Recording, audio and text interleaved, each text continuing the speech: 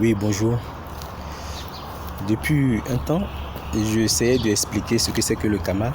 Et par conclusion, ou bien par résumé, le karma c'est tout l'ensemble de nos actes, de nos actions, tout ce qu'on a fait durant une vie, comme marcher, dormir, recevoir, donner, insulter, apprécier. C'est-à-dire que le mal, le bien, que ça soit de façon inconsciemment ou consciemment évidemment.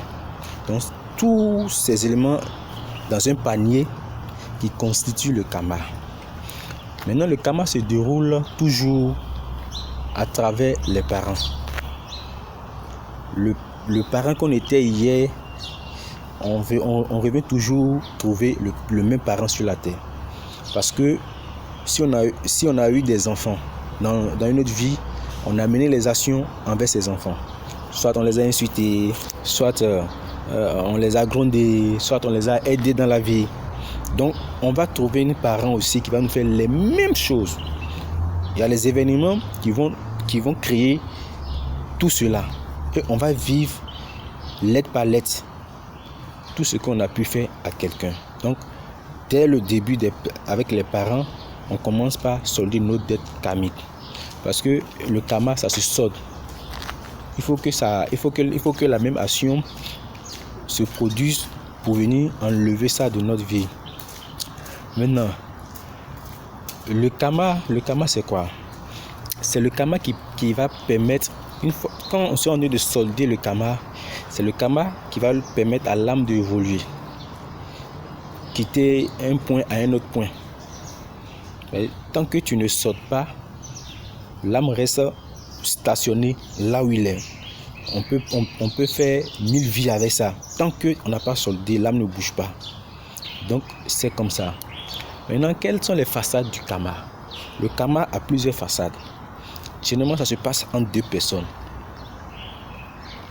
Et entre les deux personnes, soit chacun vient régler son compte à l'autre. Maintenant, si ce n'est pas ça, c'est un qui bénéficie du karma. C'est un qui vient solder. Je prends un couple qui ont un enfant, mais 2 enfants. Et arrivé à un moment, ils se sont laissés. Soit il y a un qui est venu payer son karma. Et l'autre est venu vivre une expérience, le divorce. Maintenant, là où c'est intéressant, s'il y a eu des enfants, cet événement qui arrive à leurs parents constitue directement l'événement qui s'est produit dans leur vie. Ça veut dire que la vie antérieure, là, eux aussi, ils ont connu des divorces. Ça veut dire, c'est-à-dire, les parents sont le miroir à travers lequel les enfants doivent lire leur destinée de cette vie. C'est simple. Le parent qui se divorce après avoir fait un enfant, 2 enfants, c'est-à-dire que ces 2 enfants, mais cet enfant, c'est ce qu'il a fait aussi la vie passée qui est là. Donc, s'il est venu pour corriger, c'est le moment pour lui ou bien c'est le moment pour les enfants de tirer des enseignements de ce qui arrive à leurs parents. Sinon, quand ces enfants seront grands ou bien grandes, ils vont vivre ce qui est arrivé à leurs parents. Donc c'est un peu ça, la face cachée du karma. Karma, on solde. Et une fois que tu soldes, ça permet le progrès de l'âme. D'un côté, et de l'autre côté, ça peut être une expérience que l'autre est venu vivre. Le divorce, tout ce qu'on peut citer. Maintenant, de l'autre côté, ça arrange les enfants parce que c'est un message codé aux enfants. Dis non, voilà, attention. Quand vous serez grand dans votre foyer ou bien après votre mariage, il y aura un divorce. Donc, c'est comme ça que le karma fonctionne.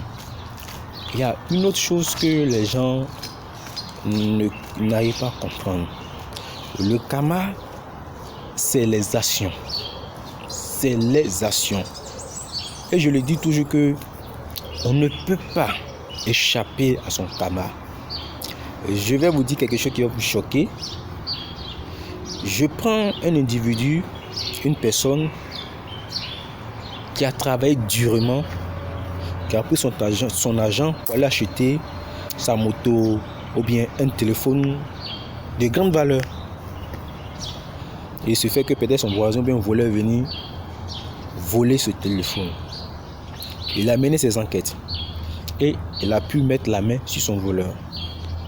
Ce voleur, il le prend, il l'amène à la police et à la fin, le voleur, on lui donne peut-être 1 an d'emprisonnement ou même 2 ans d'emprisonnement. C'est une action que cette personne a posée envers quelqu'un. Au fait, il faut que on arrive à comprendre une chose. Les choses spirituelles n'ont rien à voir avec ce qui se passe dans la matière. La matière, c'est l'émotion. C'est le péché. La matière, c'est l'émotion et après tout ça, ce ne sont toujours pas des péchés. Le fait d'emprisonner ce voleur, ça va faire que dans une autre vie, le monsieur qui a perdu son téléphone, là, lui aussi va l'emprisonner. Souvent, on le voit. On dit non, il y a les innocents en prison. On ne sait pas pourquoi on les a mis en prison. C'est les actions des vies antérieures qui amènent tout cela. Donc, le karma est là pour nous rappeler qu'on doit être toujours dans le juste milieu. Il ne faut pas trop mépriser. Il ne faut pas trop dominer. Parce que il n'y a pas de raisonnement pour faire quelque chose. C'est la leçon que le karma nous enseigne. Qu'il n'y a pas de raisonnement pour faire quelque chose. Il faut être toujours dans le juste milieu. Il y a une autre chose encore. Je prends une fille qui est en train de suivre une formation et qui espère devenir une grande personnalité ou une grande personne dans la vie. Ou bien un monsieur, voilà, il reste l'exemple d'une femme. Mais arrivé un moment, peut-être que cette fille qui suit sa formation pour devenir médecine ou bien médecin, quoi, tout ce que vous voulez, est tombée enceinte. Mais quand elle regarde la situation, elle est obligée d'avorter cette grossesse. Elle est obligée d'enlever. Mais c'est une nation qui va la rattraper dans une vie. C'est tout pour vous dire que il n'y a pas de raisonnement pour faire quelque chose, si vous voulez, pour faire quelque chose sur la terre. Ce que tu fais, ça va te revenir toujours. Donc c'est un peu ça le karma. Et le karma se sort toujours par, si vous voulez, par des étapes plus grandes. Parce qu'au cours d'une vie, si on a croisé, je dis toujours, si on a croisé 200 personnes, une autre vie, il faudrait qu'on commence la vie par là. Commencer par rentrer en contact avec ces personnes qu'on a eu à croiser les vies antérieures. Parce que c'est un échange. Le hasard n'existe pas. Nous sommes tous à un rendez-vous. Donc notre vie commence toujours par les personnes avec qui on a eu des histoires. On a eu des problèmes. Il faut qu'on règle ces problèmes. Une autre chose du karma, le karma peut faire en sorte que ton ennemi d'aujourd'hui, l'ennemi que tu as croisé, peut-être que c'est ton voisin d'en face. Il a eu des histoires. Et c'est toi qui a été sévère envers lui.